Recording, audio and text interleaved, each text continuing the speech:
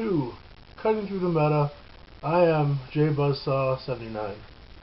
I decided to add some discussions to my channel, so I'm not doing just deck profiles, and I'm not sure what else I'm going to add in, but right now we're going to try these out. For my first video here, for discussion, I'm going to concentrate on budget building. The first thing I want to kind of touch on for budget building is anybody who ever says the words, I want to build a cheap deck or a budget deck, everybody around them are like, oh, and in their mind they've already lost the competitive edge to a deck, and I find this kind of upsetting only because of the fact that, one, not only has it happened to me, two, people that usually classify things like that as not being any good are people that have an extensive meta deck, from my personal opinion. And it's not really the case as far as competitive edge goes. If I have, and I use this as an example, if I have a PSV Call the Haunted foiled in one hand, and I have a Call the Haunted from a structure deck, they do the same things. So when somebody says cheap slash budget deck, somebody else's eyes kind of glaze over. Just because it's not foiled doesn't change anything. The cards all activate the same way, for the majority of them, and there are some good cheap decks you can make that are, tier 2, 3 base decks. There are a hell of a lot of cheap in them. So just because somebody's running commons in a deck doesn't mean it's a bad deck. That's kind of the most important thing I want to remind people for playing budget. Don't let people make you feel like you're a horrible player because you say those words together. You don't have to spend money to be reasonably successful with the game. So that's kind of my first thing. The second thing is it's okay to trade more expensive cards to fill out your collection. Now what I mean by that, this is just one example. If I have a foiled Caius, the Monarch, somebody, I put it down and somebody says, well, that's Caius, it's a really pretty good card, and I say, okay, well, I'll take these 6 cards here and like these other 3 best, Zabord, we'll say. People look at that and say, well, why'd you trade Caius? Caius' effect is much better than Zabord's. Yes, but if you look at it in a budget perspective, by removing the Caius and trading it off, I have gotten 3 cards that have similar effects and other stuff. So as a budget player, I will consistently, I don't have any qualms with trading off foiled cards to pick up rares and commons in multiples to make up the difference. There was somebody in my locals, actually, I traded a Lady of the Lake to. In exchange for that Lady of the Lake, I picked up, I want to say it was like 30 commons and several different rares, and then like one dirt cheap super just because he didn't care about it. But we also go, well, can't believe we traded a Lady of the Lake with this guy. The cards that I got finished 6 decks. So if you're looking at it from an investment standpoint, a booster is, $4 roughly. I essentially lost $4, or spent even, look at this way, I spent $4 to finish 5 decks. I think that's pretty dang good. So to add into that, the next kind of thing is just that, it kind of goes hand in hand with this one, is that it's okay as a budget player to use cards that have similar effects but aren't quite as strong as the ones you should be using. For example, Dimensional Prison is a really good card. It removes the monster as it comes in. If you can't afford paying $3 to $5 for Dimensional Prisons, excuse me, my children are in the other room playing. That's why I'm not out there. uh, Sorry, anyway, if you can't afford Dimensional Prism, you can just use Sekretsu Armor. It destroys it rather than removing it, but beyond that, it's essentially the same effect. You're taking a monster out as it comes in. You know, just the same way. Some people tell you how good Effect Veiler is. I have Effect Veilers, and if I had a choice, most of the time I would run Fiendish Chains. Why? Because my own personal whatever looking, Effect Veiler, yeah, it can come from your hand, but they're about $10 a pop, around here where I am anyway.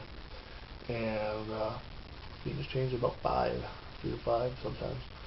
So I can get a play set of one card that negates effects or one card. So as a budget player, you want to be aware of these things to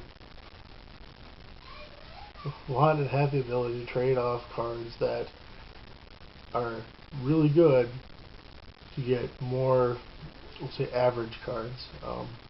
Again, Effect Veiler, I can put one in, or I can play set of Fiendish Chains. I'd rather have 3 cards than the one. Is kind of the mentality of as a budget player I think you want to have. So I guess that's that point. The final point I like to make for people out there that are playing budget, and this is not just for people playing budget, mind you, this is for parents buying cards for their kids and they want to buy some, you know, they don't know if I should buy packs or starters or, you know, the giant, I don't know what the hell it's called, off the top of my head, but the giant starter booster thing, or the giants, can't hear me. Anyway, they don't know what they should buy, and as a budget player, you don't want to just buy stuff and then try to make it work. I think instead, and I suggest this to everybody, 9 times out of 10, when structure decks are released, I buy 3 right away. There's no real question on it. When a Light Sworn deck comes out coming up here, I will be buying 3. Do I plan to run Light Sworn? Maybe like a Twilight version, but it's not 100%.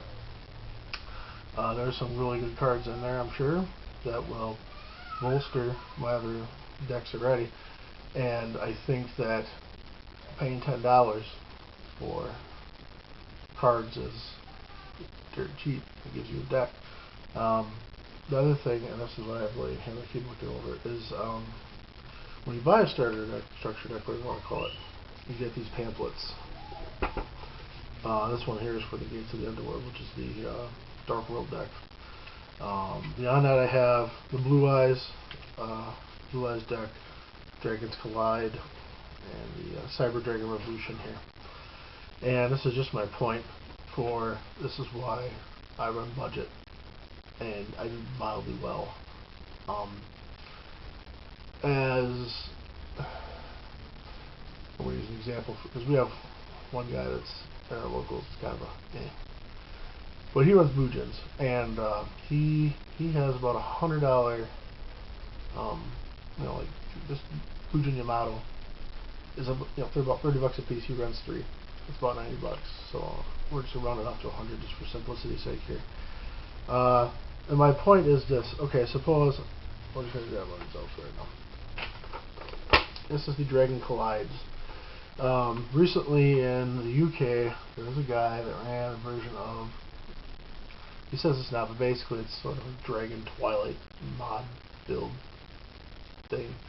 And, you know, you can spend $30 and essentially get his deck. I mean, it has Light Pulsar Dragon in it, Dark Flare Dragon, Eclipse Wyvern, it has Lyra, Call the Haunted is in it, Book of the Moon. I mean, some really, really good cards are in it. If you were a budget player, you might buy 3 of these and then go ahead and say, well, okay, what else can I add in there? Okay, Torrential Tribute, that's a common, that's $1. Put it in. Dark Hole, $1. put it in. 3 MSTs, maybe $1 a piece because the commons have been printed 100 billion times. 3 of them in there. I've spent, at this point, I bet I could probably cap out at about maybe $40 or so, making this a viable deck. And again, take top 32 with this deck, this becomes a tier 2 to 3 deck for like $40. 50 if you feel really, really fun. Which is still half of the guy who's playing meta with his $300 cards. You could, again, I suppose you just had actually $100 to spend on this. You could go buy some of the Blue Eyes structure decks. You can run a Blue Eyes deck. I mean, it's pretty much self-explanatory. You run the Maidens and the Blue Eyes and Silver's Cry and things like that, and you just hurry up and get Blue Eyes to the field. It's pretty straightforward. You can run Blue Eyes Chaos. You can go buy 2 of the Dragons Collide, 2 of the Blue Eyes decks, and try Blue Eyes Chaos deck. At that point, you're talking maybe $60.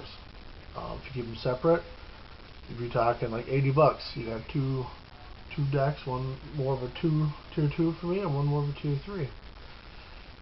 Suppose you have just $20 more. You have like $120 on you. You can, make those 2 decks already, or you can make, like I said, the Blue Eyes Chaos. And then you can buy some of these Cyber Dragon Revolution deck, which is really good, really fast. And then you're talking maybe like 120.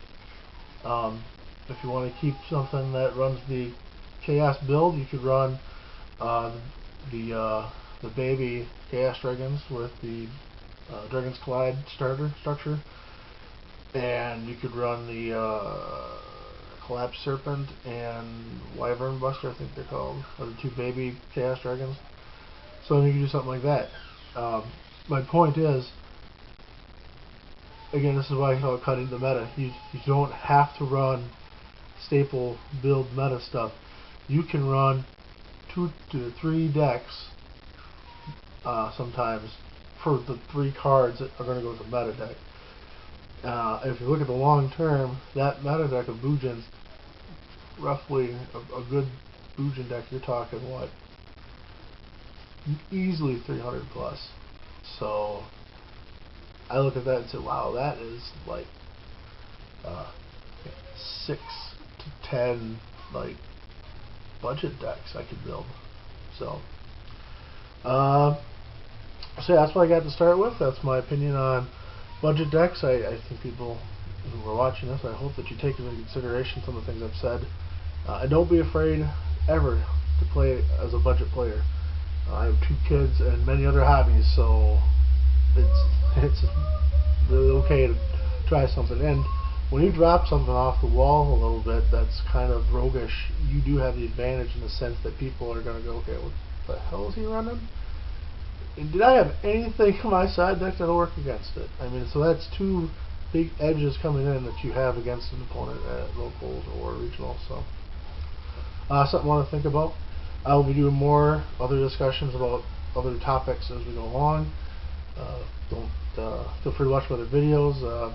As I always say, you can thumbs up them, thumbs down, comments, and subscribe if you feel like it. I don't really care. To me, people watching is usually good enough. The only things that I apparently found out is that generally the more thumbs up you get, the more the video is kind of dragged towards the top. So if you think it's some valuable content, I guess, yeah. Otherwise, I have people that have been sharing recently, I guess, on my channel, so that would be alright too. I mean, just I just want to get it out there to people. I don't care necessarily if I have 1 billion subscribers. I just want people to be aware of a whole outside the box kind of strategy that I like to bring in and usually do mildly well with. So this is JBuzzsaw79. Thank you for watching my first discussion video, and stay tuned for more stuff, guys. Later.